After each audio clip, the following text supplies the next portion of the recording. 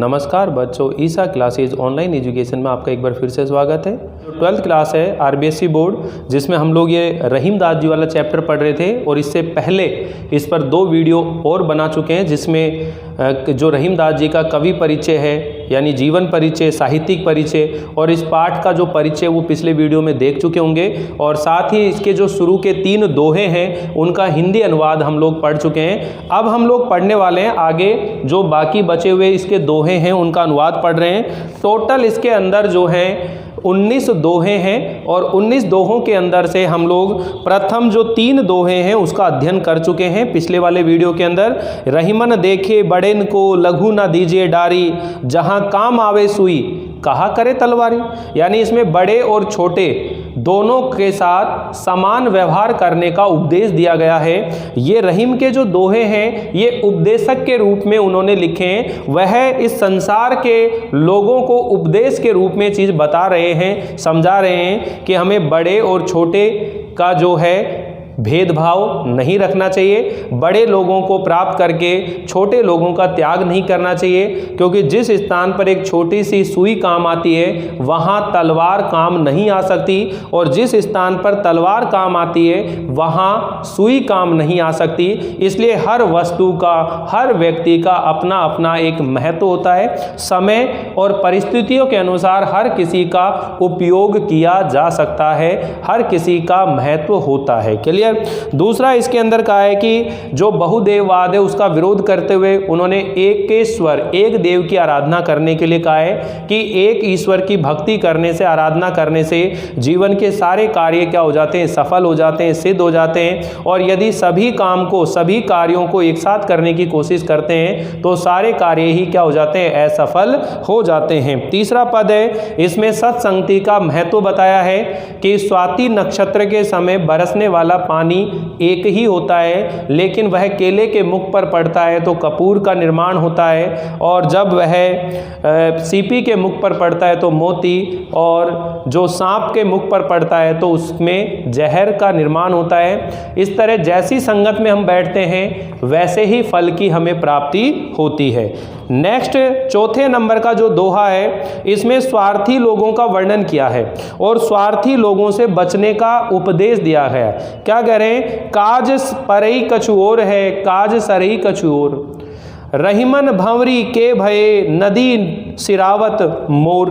तो देखिए यहाँ रहीम दास जी क्या कह रहे हैं, तीसरे नंबर वाला हम पद पढ़ रहे हैं यहाँ पर, काज परई, काज परई कछु और है, काज सरई कछु और है। यानी काम पड़ता है, यानी स्वार्थ पड़ता है तो व्यक्ति का व्यवहार कुछ अलग तरह का होता है, किंतु जब उसका काज सरई, जब उसका कार्य सर जाता है अर्थात उसका काम पूरा हो जाता है तो उसका व्यवहार बिल्कुल अलग तरह का होता है। यानी रहीम दास जी इसको कहते हैं कि व्यक्ति का जो व्यवहार होता है उसके स्वार्थ के वजह से बदलता रहता है। जब व्यक्ति को काम पड़ता है, स्वार्थ पड़ता है तो उसका व्यवहार बल्कि अलग किस्म का होता है। यानी वह आपको तरह तरह से मान मनुहार करता है, आपकी प्रशंसा करता है, आपके जी हजूरी करता है, लेकिन जैसे उसका कार्य निकल जाता है तो उसका व्यवहार बिल्कुल रूडली, यानी कि एक तरह से कठोर व्यवहार हो जाता है। उसके व्यवहार के अंदर वो सद्भावना और अपनेपन की झलक उसमें दिखाई नहीं देती है। तो काम पड़ने पर व्यक्ति का व्यवहार अलग तरह का होता है और कार्य निकल जाता है उस समय अलग तरह का व्यवहार होता है। इसमें रहीम दास जी ने संसार की जो स्वार्थपूर्ण आचरण है उसका यहाँ पर उन्होंने उल्लेख किया है। रहीमन भंवरी के बहे, आगे क्या कहता है, रहीमन भंवरी के भये। अब ये भंवरी के भये विवाह के समय, नदी सिरावत मोर।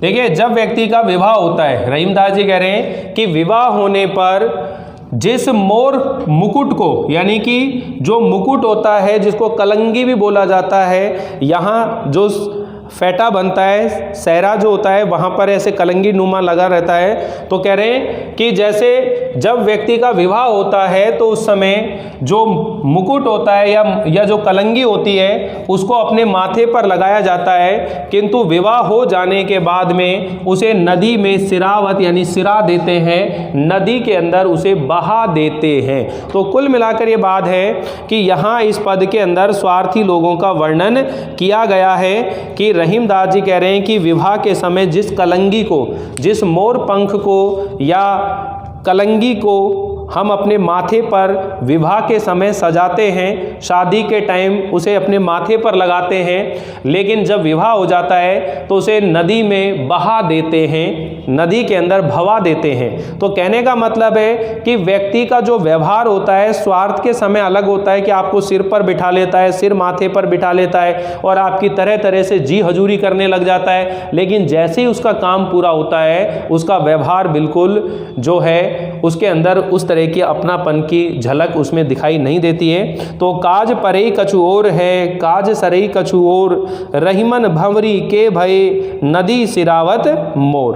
ठीक, अगला है जो रहीमदास जी कह रहे हैं कि जो उत्तम प्रकृति का मनुष्य होता है, इसमें तो स्वार्थी लोगों के व्यवहार का वर्णन किया गया है। आप एक एक पद की चाहें तो इस तरह से भी नोट करते रहें, क्योंकि ये काम आपको आएंगे कि जब आप व्याख्या करेंगे तो वहाँ पर ये काम आ सकती हैं चीज़ें। तो स्वार्थी लोगों के व्यवहार का वर्णन किया गया है, स्वार्थी लोगों के व्यवहार का क्या किया गया है, वर्णन किया गया है कि जब मनुष्य को काम पड़ता है तो उसका व्यवहार अलग तरह का होता है और जब उसका कार्य निकल जाता है तो उसका व्यवहार बिल्कुल अलग हो जाता है।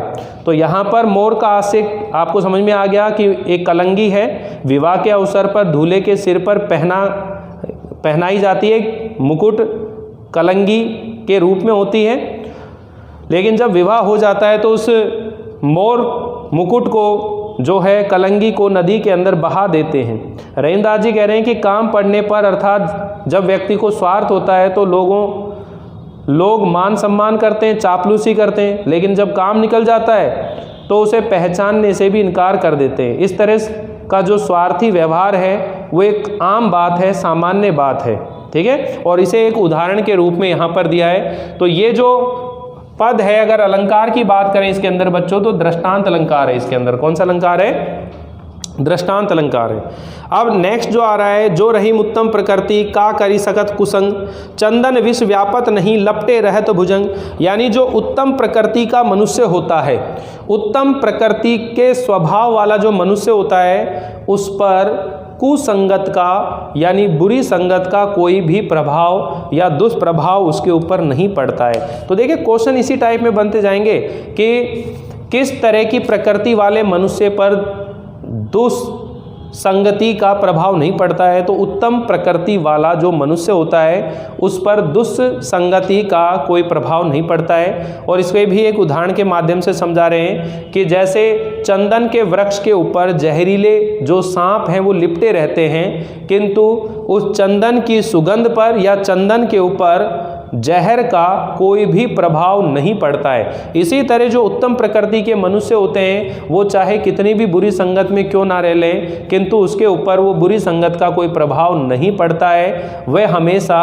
अपनी संगत में ही रहते हैं। तो यहाँ ये महत्वपूर्ण है, ये वाला पद चौथे नंबर का पद है। यहाँ उत्तम प्रकृति वाले मनुष्य पर बुरी कुसंगत का बुरा प्रभाव नहीं पड़ता है। इसके अंदर वर्णन क्या किया गया है कि जो उत्तम प्रकृति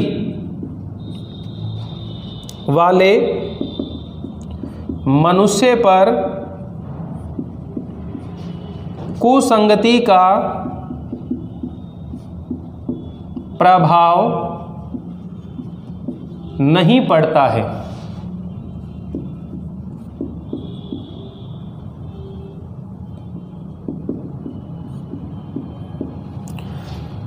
ठीक, तो यहां आप इसको समझ रहे हैं, जो रहीम उत्तम प्रकृति, जो रहीम उत्तम प्रकृति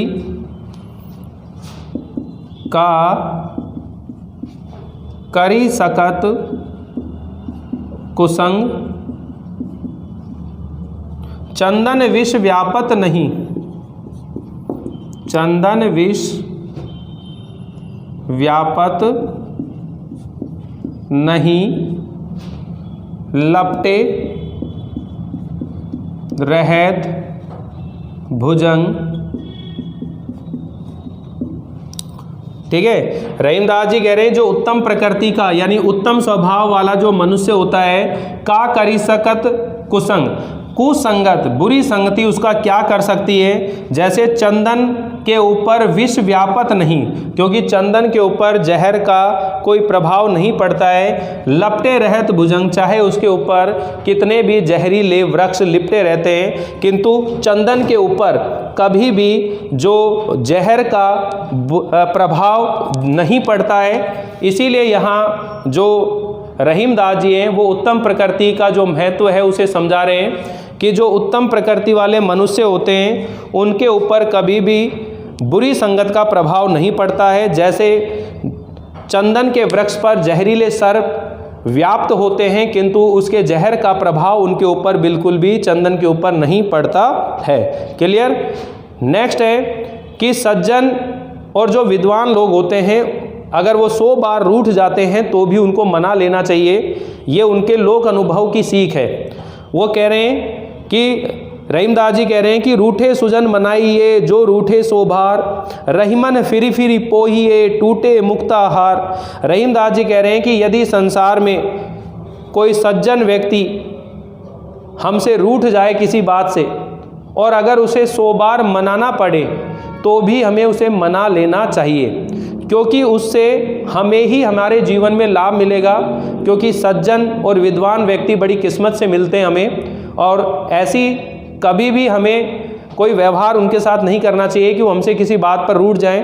अगर फिर भी वो हमसे किसी बात पर रूठ गए हैं तो उन्हें मनाने में बिल्कुल भी पीछे नहीं रहना चाहिए, क्योंकि सज्जन और विद्वान व्यक्तियों का साथ होना बहुत ज़्यादा जरूरी है। रूठे सुजन मनाइए जो रूठे 100 बार। अगर जो सज्जन और विद्वान व्यक्ति है अगर 100 बार रूठ जाता है तो भी उसे मना लेना चाहिए, क्योंकि रहीमन फिर फिर पोइए टूटे मुक्ताहार। तो यहाँ दृष्टांत अलंकार चल रहे हैं सारे के सारे कि जैसे मोतियों का जो हार होता है, मुक्ताहार का मतलब होता है मोतियों का हार, मोती का जो हार है, टूटे मुक्ताहार। जैसे मोतियों का हार जो है वो टूट जाता है तो बार बार मोतियों को पिरो करके और फिर से हम उस हार को बना लेते हैं। उसी तरह सज्जन व्यक्ति अगर 100 बार रूठ जाए तो भी उसे मना लेना चाहिए। ठीक है ना। रूठे सुजन मनाइए जो रूठे 100 बार, रहीमन फिर फिर पोहिए टूटे मुक्ता हार। सज्जन व्यक्तियों के रूठ जाने पर 100 बार भी मनाना पड़े तो उसे मना लेना चाहिए, क्योंकि सज्जन व्यक्ति बड़े किस्मत से मिलते हैं। तो देखिए यहाँ क्वेश्चन बनेगा कि सज्जन व्यक्ति को रूठने पर क्यों मनाना चाहिए, क्योंकि सज्जन व्यक्ति अगर रूठ जाता है और उसे बार बार मनाना पड़े तो भी मना लेना चाहिए, क्योंकि उससे हमें ही जीवन में लाभ मिलने वाला है, क्योंकि बहुत कम सज्जन लोग हमें अपने जीवन में मिल पाते हैं। ठीक है। नेक्स्ट है यहाँ अगला जो पद आ रहा है बच्चों 7वें नंबर में, इसमें परोपकार के महत्व को बताते हुए बताया गया है कि सज्जन व्यक्ति की जो संपत्ति है वो परोपकार के लिए होती है। यानी परोपकार का पर उपकार, परोपकार का मतलब होता है दूसरे के ऊपर उपकार करना, दूसरे की भलाई करना। यहाँ इस पद में, इस दोहे के अंदर परोपकार का महत्व बताते हुए और सज्जन व्यक्ति की जो संपत्ति होती है वो परोपकार के लिए होती है, इस चीज़ का यहाँ पर वर्णन किया है। तो देखिए क्या कह रहे हैं, तरवर फल नहीं खात हैं, सरबर पिए नहीं पान, कही रहीम पर काज हित, संपत्ति संचयी सुजान। कि जो तरुवर होते हैं, तरुवर, तरुवर मतलब वृक्ष जो होते हैं वो फल नहीं खाते हैं। जो तरुवर होते हैं वो अपने फल स्वयं नहीं खाते हैं। सरबर, सरबर का मतलब होता है सरोवर, कि जो सरोवर होती है पिए ही नहीं पान। जो सरोवर है वो स्वयं अपना पानी नहीं पीती है। कही रहीम, रहीमदास जी कहते हैं पर काज हित, दूसरों के कार्यों का हित करने के लिए। पर मतलब दूसरा, काज मतलब कार्य, हित मतलब कल्याण।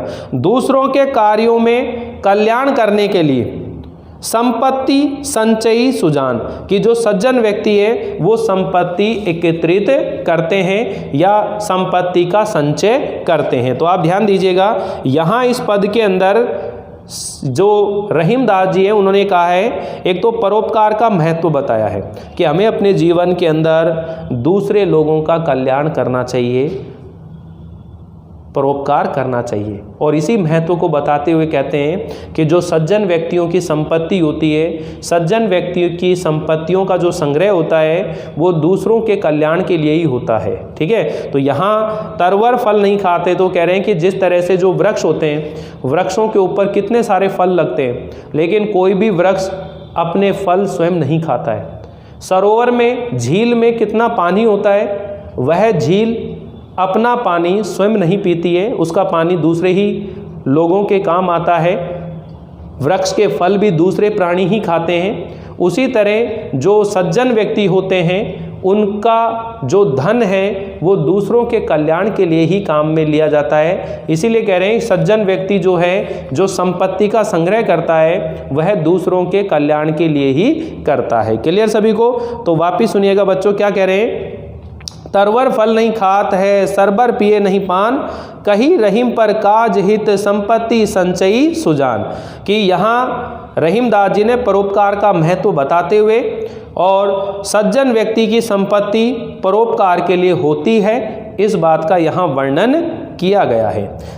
नेक्स्ट है थोते बादर क्वार के, ये मैं आपको लिखकर समझा देता हूँ। नेक्स्ट है ये, ठीक है, उत्तम प्रकृति, ये चौथा था, पांचवा, छठा, सातवां, आठवां, 9वें नंबर पर ये पद है।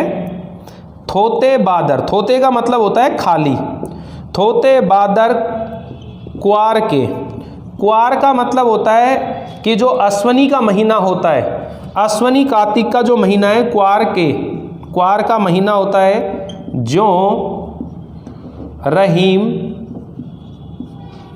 गहरात, कि अश्वनी कार्तिक के महीने में जो बादल होते हैं वो थोते होते हैं। थोते का मतलब जल विहीन होते हैं, उनमें पानी नहीं होता है, और खूब गहराते हैं, खूब गर्जना करते हैं, गड़गड़ाते हैं, बादलों की खूब गड़गड़ाहट होती है, लेकिन उनमें पानी ना होने की वजह से वो बरसते नहीं हैं। ठीक है, थोते बादर ग्वार के, जो रहीम गहरावत, धनी पुरुष निर्धन भय, कि जो धनवान पुरुष है, धनी पुरुष निर्धन भय, और जब धनवान व्यक्ति निर्धन हो जाता है, करई पाछली बात, करई पाछली, तो वह अपने जीवन में अपने बीते हुए दिन की खूब बात करता है, खूब प्रशंसा करता है, लेकिन वह किसी का भला नहीं कर सकता। यानी जो आत्म प्रशंसा करने वाले लोग होते हैं, स्वयं की प्रशंसा करने वाले लोग होते हैं, उनके ऊपर भरोसा नहीं करना चाहिए, क्योंकि जिस तरह से वो बढ़ चढ़ करके अपनी प्रशंसा करते हैं, बड़े बड़े बोल बोलते हैं, वो केवल बड़े बड़ी बातें कर सकते हैं, वह किसी के काम नहीं आ सकते हैं। जैसे अश्वनी कार्तिक के महीने में आसमान में अनेक बादल गहराते हैं, गर्जना करते हैं, किंतु वो जल विहीन होते हैं, उनमें पानी की कमी होती है, इसलिए वो बरसते नहीं हैं, केवल गरजते रहते हैं, गर्जना करते रहते हैं। उसी तरह इस संसार में स्वयं की प्रशंसा करने वाले मनुष्य केवल अपने बीते हुए दिनों की बातें करते हैं, किंतु उनके पास कुछ भी नहीं होता है, वो कभी किसी का भला नहीं कर सकते। तो क्या कह रहे हैं, धनी पुरुष निर्धन भय करे पासली बार, और जब धनवान व्यक्ति जो है निर्धन हो जाता है तो वह अपनी पिछली बातों को बढ़ चढ़कर बोलते हैं, किंतु वह कभी किसी की सहायता नहीं कर पाते। तो रहीमदास जी ने यहाँ इस पद के अंदर अपनी प्रशंसा करने वाले लोगों पर आक्षेप किया है। रहीमदास जी कह रहे हैं कि क्वार के महीने में, अश्वनी के महीने में रिक्त बादल जैसे केवल गर्जना करते हैं, बरसते नहीं हैं, उसी प्रकार जो धनवान पुरुष है निर्धन हो जाते हैं, वे अपने अतीत के किस्से बढ़ चढ़ करके बताते हैं, किंतु किसी को धन आदि नहीं दे पाते। लोग उनकी बड़प्पन की बातें चाहे सुने या ना सुने, परंतु वे अपनी प्रशंसा करते रहते हैं। कवि का मतलब है कि खुद की प्रशंसा से बचना चाहिए। ऐसे व्यक्ति की लोग हमेशा उपेक्षा करते हैं। ऐसा व्यक्ति जो स्वयं की प्रशंसा करता है, स्वयं की तारीफ करता है, ऐसे लोगों से मनुष्य या इस सांसारिक लोग दूर ही रहते हैं। ठीक है, तो ये 8वें नंबर का जो पद है ये हम लोग अभी पढ़ा है, 8वें नंबर पे था ये। अब हम लोग 9वें नंबर का जो पद है उसको पढ़ रहे हैं बच्चों। रहीमन अंसुआ नैन ढरी, जिये दुख प्रगट करे, जाही निकारो गेते, कस ना भेद कही दई। देखिए बच्चों, कभी भी किसी के सामने अपने आँख के आंसू नहीं दिखाने चाहिए, क्योंकि आँख से जब आंसू आते हैं तो हृदय के विचार या दुख भी बाहर प्रकट होता है, और हृदय के अंदर चाहे कितना भी बड़ा गहरा राज क्यों ना हो, वह रोते हुए भावुक होकर के अपनी सारी बातें कह देता है। इसलिए अपने हृदय की बातों को अपने हृदय में ही रखना चाहिए। यानी इसमें ये बता रहे हैं कि रहीमन अंसुआ नैन ढरी, रहीमदास जी कह रहे हैं कि आँखों से जब आंसू निकलते हैं, अंसुआ मतलब आंसू, नैन ढरी, नैन मतलब नेत्र, ढरी मतलब निकलते हैं, जिये दुख प्रकट करे, तो हृदय, जिये मतलब हृदय के दुख को प्रकट कर देते हैं। और जाही निकारो गेते, और जिस व्यक्ति को घर से निकाल दिया है, जिस व्यक्ति को घर से अपमानित करके निकाल दिया है, कस ना भेद कही दे, घर का कस यानी कैसा भी भेद क्यों ना हो वह कह देता है। इसलिए हमें सावधान रहना चाहिए और कोशिश करनी चाहिए कभी किसी को अपने घर से अपमानित करके ना निकाला जाए, क्योंकि घर से अपमानित हुआ व्यक्ति जब बाहर जाता है तो अपने घर के सभी भेद, सारी बातें वो बाहर उजागर कर देता है। जिस तरह आँख से जब आंसू आते हैं तो हृदय का सारा दुख और व्यथा बाहर प्रकट हो जाती है। तो यहाँ रहीमदास जी ने कहा है कि आंसुओं को यहाँ पर घर का बेदी बताया गया है। लाख कोशिश करने पर भी आंसू निकल ही जाते हैं और वे मन की पीड़ा को प्रकट कर देते हैं। कवि ने इससे हृदयगत बात प्रकट हो जाने की व्यंजना की है, क्योंकि अगर आप किसी के सामने अपना दुख दर्द, अपने आंसू प्रकट कर रहे हो तो आपसे वो पूछता भी है कि भाई क्या बात हो गई, क्यों रो रहा है, बता कोई तकलीफ, यार मेरे को नहीं बताएगा कि तू, यार मेरे को इतना भी नहीं समझता क्या। और आँखों से जब आंसू आते हैं तो वो हृदय की पीड़ा के साथ साथ हृदय के सारे रहस्य भी बता देता है। इसी तरह जैसे किसी व्यक्ति को जब घर से अपमानित करके और उसे निकाल दिया जाता है तो घर का चाहे कितना भी बड़ा भेद क्यों ना हो वह बता देता है। और हम ये चाहें कि हमारे मन की बात किसी को पता ना चले तो सबसे पहले तो आप अपने खुद के हृदय में छुपाना सीखिए ना। अगर आपने किसी को अपने हृदय की बात बता दी तो आप ये विश्वास करिए वो बात सार्वजनिक हुए बिना रह ही नहीं पाएगी, क्योंकि जिस बात को आप अपने हृदय में नहीं छुपा पाए तो दूसरे व्यक्ति से हम क्या उम्मीद कर सकते हैं कि वो आपकी बातों को छुपा लेगा। जैसे अपन कहते हैं ना कि मान लीजिए आप किसी को कोई बात कह रहे हैं कि यार देख ये मेरी बहुत गुप्त बात है, किसी को बताना मत, देख ले तू मेरा दोस्त है इसलिए मैं तेरे सामने ये बात बता रहा हूँ। अब एक बात बताओ, जब तुम्हारे हृदय में कोई बात थी और तुमने अपने मित्र को बता दी तो मित्र का भी कोई मित्र होगा, वो मित्र अपने मित्र के सामने कहेगा यार मेरा मित्र है और उसके सामने समस्या है, लेकिन देख तेरे को मेरी कसम है तू किसी से नहीं बताएगा, तू मेरा दोस्त है इसलिए मैंने तेरे को बता दिया। वो अगले अपने किसी मित्र को बता और वो धीरे धीरे वो बात सब जगह सार्वजनिक हो जाती है। ठीक है, तो इस वजह से हमें कभी भी अपने हृदय के जो बातें हैं वो किसी के सामने उजागर नहीं करनी चाहिए। जिन बातों को आप ये चाहते हो कि गुप्त रहे, किसी को ना पता चले, ऐसी बातें कभी हमें किसी के सामने उजागर नहीं करनी चाहिए। खुद के हृदय के अंदर ही उन बातों को दबा देना चाहिए, चाहे कितना भी कोई घनिष्ठ व्यक्ति क्यों ना उसके सामने हमें नहीं कहना चाहिए। तो कह रहे हैं कि जब आँखों से आंसू आते हैं तो उसके साथ साथ हृदय की पीड़ा भी आती है, दुख भी बाहर प्रकट होता है, और उसी दुख और पीड़ा के साथ साथ हृदय का जो रहस्य है वो भी उजागर हो जाता है। जिस तरह किसी व्यक्ति को घर से अपमानित करके निकाल दिया जाता है तो वह घर के सभी राज भेद बाहर उजागर कर देता है। इसलिए इस बात को हमें ध्यान रखना चाहिए। नेक्स्ट है, रहीमन निज मन की विथा मन ही राखो गोय, सुनी अठले ही लोग सब बाटी ना ले ही कोई। तो देखिए ये भी कितना गजब की बात लिख रहा है कि रहीमन दास जी कह रहे हैं कि अपने मन की व्यथा को अपने मन में ही रखना चाहिए।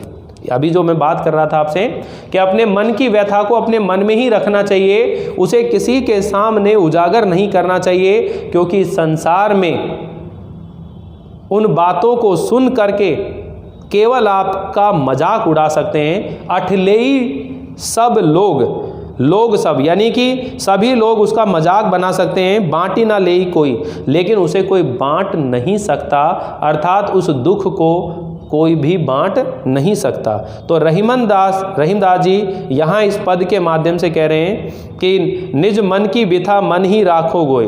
रहीमदास जी कह रहे हैं कि अपने मन की व्यथा को, अपने मन की पीड़ा को हमेशा अपने हृदय के अंदर ही रखना चाहिए, उसे किसी के सामने उजागर नहीं करना चाहिए। हर किसी के सामने अपनी व्यथा नहीं रोनी चाहिए, क्योंकि संसार में सभी लोग ऐसे नहीं हैं जो आपके मन की पीड़ा को, आपकी व्यथा को कोई समझ सके। ठीक है ना।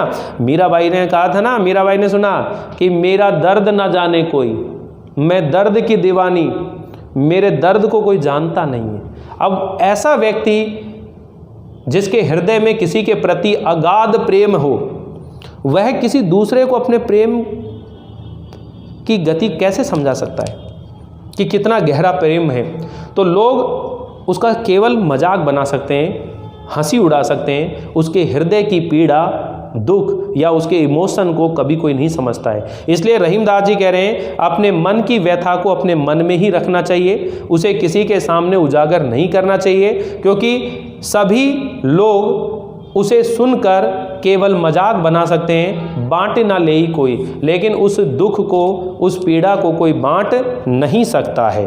ठीक है। तो यहाँ हम लोग जो है इसका अनुवाद पढ़ते हुए चल रहे हैं और अच्छे से ये चीज़ें आप लोगों को क्लियर होती चल रही हैं बच्चों।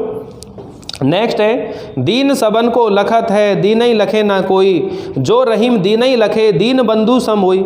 यानी यहाँ कबीर जो रहीमदास जी हैं वो ये कहना चाह रहे हैं कि दीनहीनों की सहायता करने का संदेश दिया गया है कि जो दीन दुखी मनुष्य होते हैं उनकी सहायता करनी चाहिए। दीन का मतलब होता है दुखी, दीन सबन को लखत है कि जो दीन दुखी व्यक्ति होता है वह सभी लोगों की ओर सहायता की उम्मीद के लिए देखता रहता है। दीन ही लखे ना कोई, लेकिन जो दीन दुखी मनुष्य होता है उसकी ओर कोई भी ध्यान नहीं देता है। जो रहीम दीन ही लखे, और जो व्यक्ति दीन दुखियों की सहायता करता है, दीन दुखियों का सहारा बनता है, दीन बंधु सम होई, वह तो दीन बंधु, इन दीन दुखियों का बंधु अर्थात परमेश्वर परमात्मा के समान होता है। तो कहने का मतलब यहाँ रहीमदास जी ने कहा है कि दीन दुखियों की सहायता करने का संदेश दिया है, और दीन दुखियों की सहायता करने वाला जो मनुष्य होता है वो साक्षात ईश्वर के समान होता है, भगवान के तुल्य होता है। तो दीन सबन को लखत है दीन ही लखे ना कोई, जो रहीम दीन ही लखे दीन बंधु सम हुई, कि जो दीन दुखी व्यक्ति होता है, निर्धन गरीब व्यक्ति होता है, वह सबकी ओर सहायता की तरफ से देखता रहता है। दीन ही लखे ना कोई, लेकिन उस दीन दुखी व्यक्ति की ओर कोई भी नहीं देखता है। जो रहीम दीन ही लखे, और रहीमदास जी कह रहे हैं कि जो दीन दुखियों को देखता है, लखई का मतलब देखता है, दीन बंधु समोई, वह तो साक्षात दीन बंधु के समान होता है। ठीक है। तो ये सरल है, ज़्यादा आपको कोई दिक्कत नहीं आएगी। नेक्स्ट है, दोनों रहीमन एक से जो लव बोलत नाही, जान परत है काक पिक ऋतु बसंत के माही। तो यहाँ पर अनावश्यक रूप से मनुष्य को नहीं बोलना चाहिए। जब तक मनुष्य बोलता नहीं है उसकी मूर्खता सिद्ध नहीं होती है।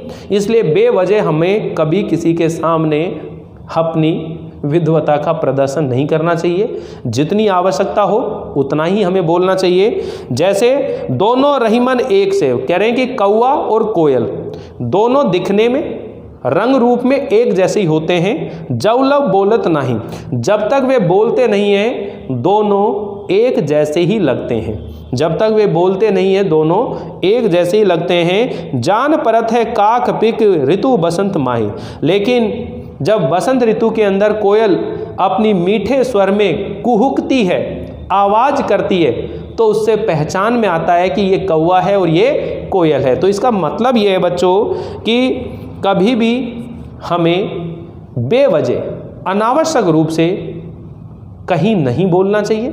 जहाँ हमें ज़रूरत हो, लगे कि यहाँ आवश्यकता है बोलने की, तभी हमें बोलना चाहिए। क्योंकि हर समय हर स्थान पर बोलना केवल हमें हमारी मूर्खता को ही सिद्ध करने का अवसर देता है। क्योंकि जब तक हम बोलते नहीं हैं तब तक हमारे मूर्खता या हमारी बुद्धिमत्ता छिपी रहती है, और जैसे ही हम बोलते हैं तो सामने वाले व्यक्ति को पता लग जाता है ये कितना मूर्ख है और कितना समझदार है। ठीक है, तो कह रहे हैं कि जो कौवा है और कोयल है वो दोनों रंग रूप में एक जैसी होती हैं जब तक वो बोलते नहीं हैं। लेकिन जब बसंत ऋतु आती है तो जो कोयल होती है वो अपनी मीठी धुन में, अपने मीठे स्वर में जब वो कुहुकती है, ध्वनि करती है, तो उसकी मधुर आवाज़ से ये पहचाना जाता है कि ये कोयल है और ये कौवा है। क्लियर सभी को? तो यहाँ इस पद के अंदर रहीमदास जी ने यही बात कही है कि सज्जन की पहचान उसके गुणों से और वाणी से होती है। इस बात का यहाँ पर वर्णन किया है। और बाहरी रंग रूप समान होने से कभी भी धोखा हो जाता है, इसलिए इससे सावधान रहने का एक सुंदर परामर्श दिया गया है। हमें किसी के बाहरी व्यवहार, उसके रंग रूप को देख करके प्रसन्न नहीं होना चाहिए, बल्कि उसके गुणों को, उसके ज्ञान को देखकर ही उससे प्रभावित होना चाहिए, और इसकी पहचान हमें करनी जरूर चाहिए।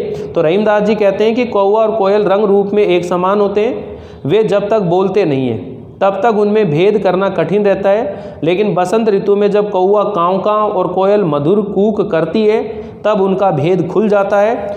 यानी वाणी व्यवहार से ही दुर्जन और सज्जन की क्या हो जाती है, पहचान हो पाती है। इसलिए हमें किसी के बाहरी रंग रूप को समान होने से धोखा हो सकता है, इसलिए इससे हमें सावधान रहने का एक सुंदर परामर्श दिया गया है। लोक अनुभव की व्यंजना जो है उपदेशात्मक रूप में हुई है। वाणी के व्यवहार से व्यक्ति के गुणों की क्या होती है, पहचान होती है। वाणी का व्यवहार कैसा है, उसी से व्यक्ति की क्या होती है, पहचान होती है। तो यहाँ हम लोग इन पदों का अनुवाद पढ़ चुके हैं बच्चों। अगला जो पद आपके सामने आता है उसको हम लोग एक बार देखते हैं। नेक्स्ट पद जो है ये है, बड़े बड़ाई ना करे बड़ाई ना बोले बोल, रहीमन हीरा कब कहे लाख टका मेरा मोल। कि रहीमदास जी कह रहे हैं कि जो बड़े और महान लोग होते हैं वो अपनी महानता की प्रशंसा स्वयं नहीं करते हैं। बड़े और जो महान लोग होते हैं वो कभी भी अपनी प्रशंसा स्वयं नहीं करते हैं, बल्कि उनके द्वारा किए गए जो कार्य होते हैं उनसे उनकी महानता प्रकट होती है। तो कह रहे हैं बड़े बड़ाई ना करे बड़े ना बोले बोल, कि जो बड़े और महान लोग होते हैं वो स्वयं की प्रशंसा स्वयं नहीं करते हैं, और बड़ों ना बोले बोल, और कभी भी कोई बड़ा बोल, कोई बड़ा वचन नहीं कहते हैं। रहीमन हीरा कब कहे, और रहीमदास जी कह रहे हैं कि हीरा कब कहता है कि लाख टका मेरा मोल, कि मेरा जो मूल्य है लाख करोड़ रुपए है। हीरा कभी इस बात को नहीं कहता है, बल्कि हीरे की जो वास्तविक कीमत होती है वो तो जौहरी उस हीरे की वास्तविक कीमत लगाता है। तो गुणवान और प्रतिभावान मनुष्य जो होते हैं वो अपनी प्रशंसा स्वयं नहीं करते हैं, बल्कि उसके जो कार्य हैं उससे पता चलता है कि वह कितना बड़ा और महान व्यक्ति है। इसलिए अपना जो टैलेंट है, अपनी जो प्रतिभा है, उसे हमें बढ़ाना चाहिए। कभी भी बोल बोल करके अपनी विद्वता को सिद्ध नहीं करना चाहिए। ये नहीं कहना चाहिए हम कितने महान हैं, कभी अपने मुंह से नहीं बोलना चाहिए, बल्कि हमें ऐसे काम करके दिखाने चाहिए जिससे पता लगे कि ये कितना महान व्यक्ति है, कितना बड़ा व्यक्ति है। अपने कार्यों से, अपने काम से व्यक्ति बड़ा बनता है, ना कि वो बोल बोल कर किसी के सामने एक महान व्यक्ति बन सकता है। तो जो बड़े और महान लोग होते हैं वो कभी भी स्वयं की प्रशंसा स्वयं नहीं करते हैं और ना ही अपने बारे में कोई बड़ी बात कहते हैं।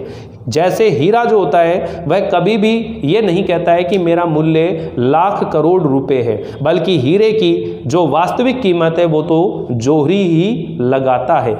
इसी तरह हमें इस चीज़ को ध्यान रखना चाहिए। तो देखिए बच्चों, यहाँ आप अंडरलाइन कर लीजिए, इस वीडियो के अंदर केवल इतनी ही चीज़ें हम लोग पढ़ने वाले हैं और पूरा विश्वास है कि यहाँ तक जो चैप्टर चल रहा है समझ में आ गया होगा।